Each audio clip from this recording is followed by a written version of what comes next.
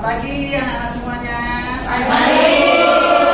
Assalamualaikum warahmatullahi wabarakatuh. Waalaikumsalam warahmatullahi wabarakatuh. Mana kabar hari ini? Hari ini pelajaran Ibu Sri ya. Sebelum belajar, mari kita berdoa menurut agama dan keyakinan masing-masing. Berdoa dipersilakan. Selesai. Nah, Bu Sri akan menanyakan kembali pelajaran yang kemarin ya. Apa yang dimaksud dengan bahan baku? Ayo ya, apa bahan baku? Bahan yang digunakan untuk ya, bentar. Apa paketan? Ya, pengundaran mutu hasil perikanan, terutamanya pada karakteristik ikan segar dan kemunduran mutu ikan. Standar ukurannya. Tujuannya nanti kalian harus belajar bisa menjelaskan tentang karakteristik ikan segar dan menjelaskan tentang kemunduran mutu ikan segar. Jadi nanti tujuan belajar pada hari ini kalian harus bisa menjelaskan karakteristik ikan segar dan mutu ikan segar. Did you know? Apakah kamu tahu ikan adalah produk yang mudah rusak, yang disebut perishable food. Jadi oleh karena itu harus ditangani dengan baik.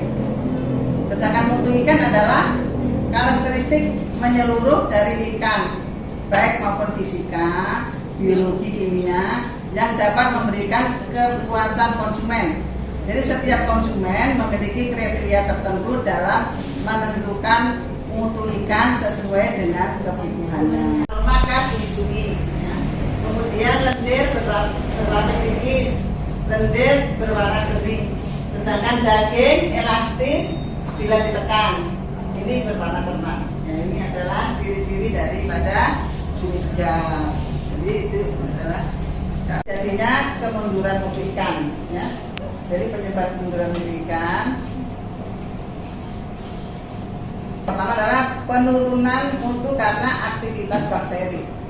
Jadi jenis-jenis bakteri biasanya terdapat pada ikan segera, biasanya termasuk dalam golongan ikan segar, biasanya termasuk dalam golongan Achrobacter dan Placobacterium, Pseudomonas maupun Clostridium. Selama proses pembusukan berlangsung, keunggulan beralih pada jenis-jenis bakteri pembusukan seperti Pseudomonas dan Achrobacter. Ini adalah gambar daripada sumber-sumber bakteri daripada ikan. Jadi ini adalah sumber-sumber bakteri pada ikan. Ini adalah selaput lendir ya. Jadi dari seluruh ikan ini ada selaput lendir. Kemudian ini ada yang di sini insang ya, sumber bakteri ini ada insang di sini ya. Kemudian ini selaput lendir. Ya, ini selaput lendir, yang ini isi perut. Nah, makanya biasanya dalam penyiangan ini insang, lendir dan isi perut harus segera dibuang untuk mempertahankan mutu. Ini kemunduran mutu ikan. Ini mau tanya, ikan-ikan apa yang tidak bisa konsentrasi dalam belajar? Ikan apa? Ikan apa? Satu, dua, tiga. Ikan cel lagi tidur. Ya, tepuk tangan untuk ikan cel. Nah, ini adalah tanda-tanda ikan segar ya. Kalian lihat, ikan segar itu matanya apa? Mata penampakan cerah, bening, menonjol. Sedangkan ikan merah, berwarna tertutup bening.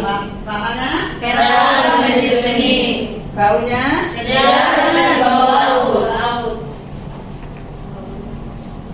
Kemudian dagingnya gimana?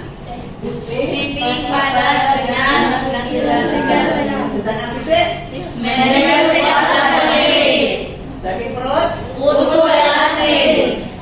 kemudian apa itu Bu? Dalam air. Dalam air. Kalau dimasukkan dalam air diterendam dalam air. Ini ikan segar. Kalau ikan-ikan busuk tandanya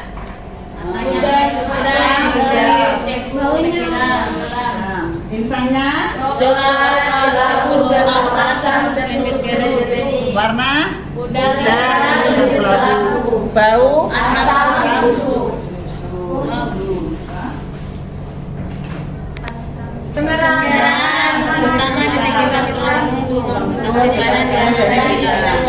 sisiknya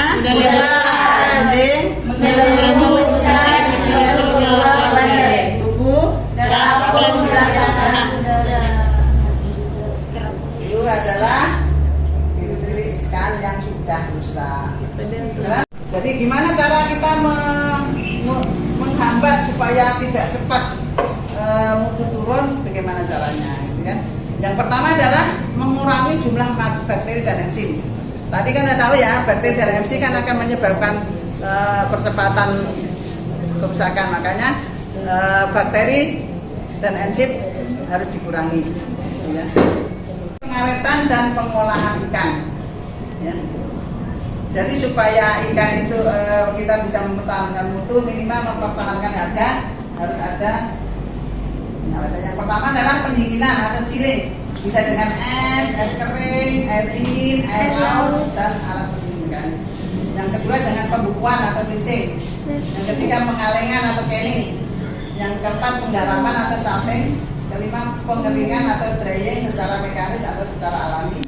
Yang keenam pengasaman atau piranting. Yang ketujuh pengasapan. Yang kedelapan pembuatan hasil olahan, yaitu bakso, ayam ikan, kurimi, sasi, dan sebagainya. Yang kesembilan adalah pembuatan hasil samping seperti tepung dan sebagainya. Ya. Demikianlah yang bisa disampaikan. Setelah kita bentuk kelompok untuk berdiskusi, silahkan bentuk kelompok 3 kelompok saja. Ini Bu Sri kasih soal ya. Kalian diskusikan ciri-ciri ikan segar itu bagaimana. Yang kedua proses kemunduran mutu itu gimana. Ini langsung bentuk kelompok. Ini langsung mundur, langsung balik. Misalnya langsung balik.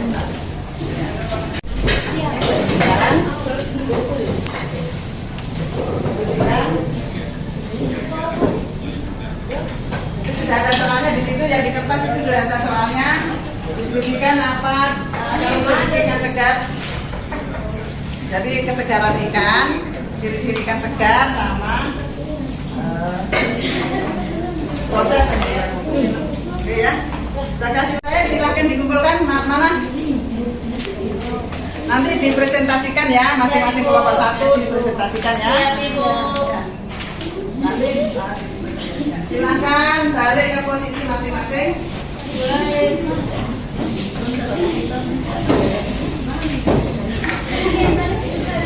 Ini mengadakan evaluasi.